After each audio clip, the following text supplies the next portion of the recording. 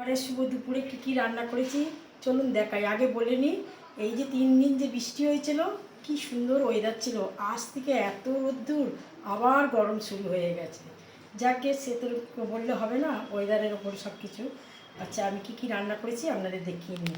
এই ভাত, আচ্ছা মুগ ডাল পোস্ত দিয়ে, পোস্ত বাটা দিয়ে মুগ ডাল, কাঁচা লঙ্কা আর হচ্ছে সর্ষের তেল দিয়ে মুগ ডাল সিদ্ধ করে পোস্ত বেটে এটা করা হয়েছে।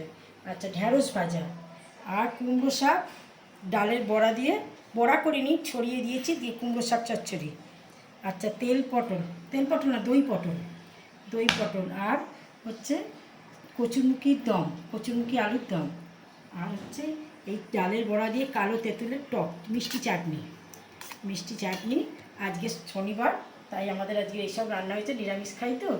আমাদের রান্নাবান্নার কথাবার্তা যদি ভালো লেগে থাকে তাহলে একটা লাইক করে দেবেন, একটা সাবস্ক্রাইব করে দেবেন। নমস্কার।